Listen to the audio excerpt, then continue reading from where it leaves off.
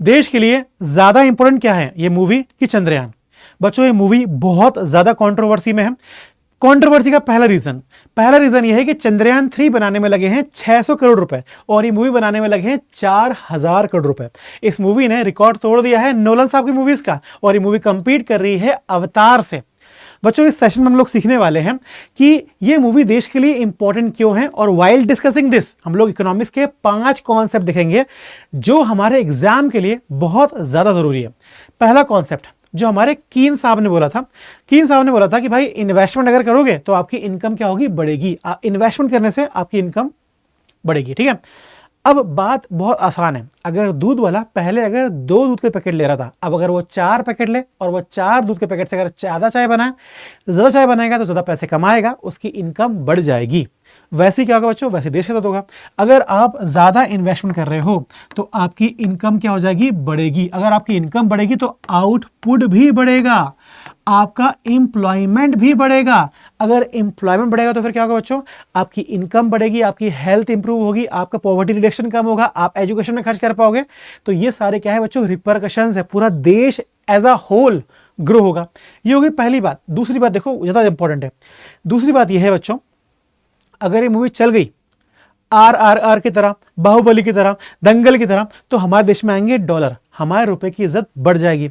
जब हमारे रुपए की इज्जत बढ़ेगी बच्चों तो क्या होगा, तेल सस्ते हो जाएंगे। हम लोग जो चीज बाहर से इंपोर्ट कर रहे हैं वो सस्ते में इंपोर्ट कर पाएंगे। हमारा गैस सिलेंडर सस्ता हो जाएगा, हमारे जो फोन्स हैं वो सस्ते हो जाएंगे, आईफोन लेने का मेरा सपना पूरा हो जाएगा, ठीक है। ये दूसरा पॉइंट है। ये क्वेश्चन भी आया यहां से, ठीक है, CUET 2024 में। तीसरा पॉइंट बच्चों, बहुत सारे लोग बोलेंगे कि यार सर इतना मतलब बाहर से कितना पैसा आएगा हमारे पास, ओवरसीज में ज्यादा स्कोप नहीं है सर। देखो भाई, जो हॉलीवुड है वो अपनी इनकम का 65% income, more than half income कहां से कमा रहा है, ओवरसीज मार्केट से कमा रहा है, हमारे देश से कमा रहा है। स्पाइडरमैन, सुपरमैन, बैटमैन हमारे देश में चल रही है, मार्वल्स हमारे देश से पैसा ले जा रहे हैं लोग। पहले अंग्रेज आके पीछे पैसा ले आते थे, अब अंग्रेज बिना आए पैसा ले जा रहे हैं हमारे देश से। और हम लोग कितना कमा रहे हैं, हम लोग सिर्फ 15% कमा रहे हैं बाहर से। हमारी दंगल, RR, बाहुबली कमा रही है। तो हमारे पास मार्केट स्कोप ज्यादा है ओवरसीज से कमाने के लिए।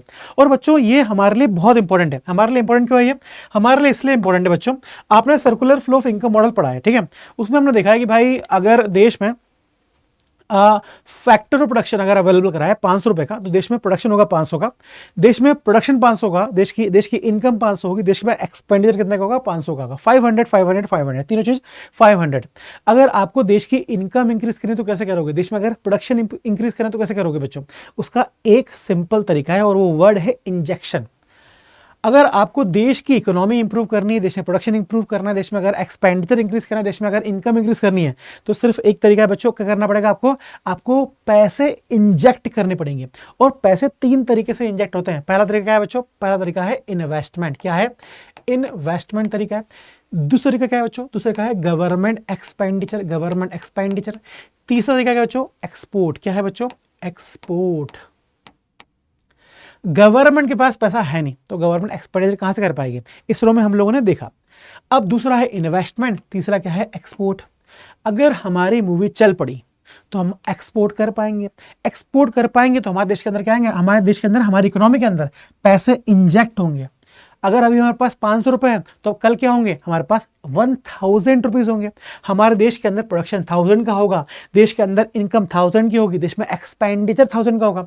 जब हमारे देश का इंसान 1000 रुपीज का एक्सपेंडिचर करेगा, मतलब एक्सपेंडिचर करने की पावर उसकी जब बढ़ जाएगी, तब बच्चों जब हमारे देश के इंसान की एक्सपेंडिचर करने की पावर बढ़ जाएगी बच्चों, तब क्या होगा, तब वो हेल्थ में एक्सपेंडिचर करेगा, तब वो एजुकेशन में एक्सपेंडिचर करेगा, उसका जो स्टैंडर्ड ऑफ लिविंग है वो बढ़ जाएगा बच्चों। आपको याद होगा 1947 में प्राइवेट सेक्टर देश के अंदर इन्वेस्ट करना नहीं चाह रहे थे। प्राइवेट सेक्टर बहुत ज्यादा डर रहे थे देश में इन्वेस्ट करने के लिए, या फिर कह लो कि एंटरप्रेन्योरशिप शुरू करने के लिए बहुत डर रहे थे। तब पब्लिक सेक्टर ने जोर लगाया था। वो डर इसलिए रहे थे तब क्योंकि लोगों की परचेजिंग पावर कम थी, लोग खर्चा करना नहीं चाह रहे थे, लोग बहुत डरे हुए थे, लोगों के पास पैसा ही नहीं था। इसीलिए अब जब लोगों के पास पैसा होगा तो प्राइवेट सेक्टर भी हमारे देश के अंदर ग्रो करेंगे, लोग मल्टीप्लायर इफेक्ट होगा बच्चों देश के अंदर, ठीक है। तो ये तीसरा इंपॉर्टेंट रीजन है कि भाई ये मूवी क्यों इंपॉर्टेंट है, इमीडिएटली इंपॉर्टेंट है बच्चों, ठीक है। आगे बढ़ते हैं, आगे दिखाता हूं आपको मैं। और पॉजिटिव एक्सटर्नैलिटी। आपने ये पिक्चर देखी है लॉर्ड ऑफ द रिंग, ये पिक्चर बनी है न्यूजीलैंड में। जैसे ये पिक्चर चली ना बच्चों, सब लोग न्यूजीलैंड की तरफ भागे, लोग टूरिज्म देखने के लिए। न्यूजीलैंड कितना सुंदर है, ये मूवी ने पूरे वर्ल्ड को दिखाया। न्यूजीलैंड का टूरिज्म रात भर में बढ़ गया बच्चों, रात भर में। अगर आपको, ये तो बहुत पुरानी बात है, आप कोरियन ड्रामा तो देखते होंगे ना। कोरियन ड्रामा चलने से आपके दिमाग में दो चीजें आती हैं बच्चों। एक तो इनका स्किन केयर कितना अच्छा है, इनके टॉयज कितने क्यूट हैं, ये लोग खुद ही क्यों कितने क्यूट हैं, इनकी एज क्यों नहीं बढ़ रही है। तो बच्चों इनका स्किन केयर पूरे वर्ल्ड में फेमस चल रहा है, इनके स्किन केयर के प्रोडक्ट बिक रहे हैं पूरे वर्ल्ड में, इनके टॉयज बिक रहे हैं पूरे वर्ल्ड में। लड़कियों, अब मतलब लड़कियां बहुत ज्यादा फॉन्ड ऑफ हैं, लड़के भी स्किन केयर कर रहे हैं, ठीक है। तो ये वाला फायदा, अगर हमारी रामायण चलेगी बच्चों तो हमारे प्रोडक्ट्स बिकेंगे, हमारे मतलब जो एक्सटर्नैलिटी है ना, पॉजिटिव एक्सटर्नैलिटी, वो वाली चीज होगी बच्चों। और पॉजिटिव एक्सटर्नैलिटी में एक पॉइंट और इंक्लूड है बच्चों, हमारा जब कल्चर लोग एक्सेप्ट करेंगे, जब हमारी मूवी चलेगी तो लोग हमारा कल्चर एक्सेप्ट करेंगे, हमारे लोगों को लोग एक्सेप्ट करेंगे। ऑस्ट्रेलिया में बहुत सारे लोग अपोज कर रहे थे, बाकी लंदन में, यूएसए में हमारे देश के लोगों को लोग अपोज भी करते हैं। H1B वीजा, ये सब परेशानी आती है। जब हमारे कल्चर को लोग एक्सेप्ट करेंगे तब भाई हम लोग गोरों को देख के कितने खुश हो जाते हैं, भाई हॉलीवुड वाला आ गया, हॉलीवुड आ गया, आयरन मैन आ गया, हम लोग कितने खुश हो जाते हैं। पर हमारे जो एक्टर्स हैं उनको देख के लोग खुश नहीं होते, हमारे जो प्राइम मिनिस्टर उनको देख के लोग खुश नहीं होते। भाई लोग तब खुश हो पाएंगे जब लोग हमारे कल्चर को एक्सेप्ट करेंगे ना, तभी तो हो पाएंगे। जब मेड इन इंडिया, जब वो लोग प्रोडक्ट यूज करेंगे तब ज़्यादा खुश होंगे। तो ग्लोबलाइजेशन, अंग्रेजों ने ये बोला था, अंग्रेज जब हमारे देश से जा रहे थे तब वो लोग ये बोल रहे थे कि इंडिया एक नेशन नहीं है, इंडिया एक कॉन्टिनेंट है, अलग अलग नेशन से मिलके बना हुआ है। नेशन मतलब अलग अलग फीलिंग, कोई किसी की भी सेम फीलिंग नहीं है, कोई भी एक पूरे देश को एज अ होल ग्रो नहीं कराना चाहता। बच्चों जब ऐसी चीजें होती है ना, जब हमारी मूवीज हिट होंगी, जब हमारा culture as a whole grow होगा, जब RRR हिट हुई है, जब RRR को अवार्ड मिले हैं, तब पूरे देश ने एंजॉय करा है, पूरे देश ने एंजॉय करा है बच्चों। वैसे ही एंजॉयमेंट जब हमारा कल्चर एक्सेप्ट करेंगे लोग, जब हमारी मूवीज, जब हमारा डायस्पोरा जब खुश होगा, तब चीजें और अच्छी हो जाएंगी बच्चों। तो ये ग्लोबलाइजेशन वाला पॉइंट भी है, ठीक है। आगे देखो बच्चों, आगे बच्चों ये है कि आने वाले टाइम में ऐसी कोई भी कंटेंट आता है, ऐसा कोई भी मूवी आती है, उसको बहुत एंजॉय नहीं करना है, आपको देखना है उसका बैकग्राउंड, उसका इकोनॉमिकल पर्सपेक्टिव देखना है आपको बच्चों। जब आप उसका इकोनॉमिकल पर्सपेक्टिव देखोगे ना, तब आप ज्यादा ग्रो कर पाओगे बच्चों। और ये करने में हम आपकी हेल्प करेंगे ही करेंगे, ऐसा करने में हम आपकी हेल्प बिल्कुल करेंगे बच्चों।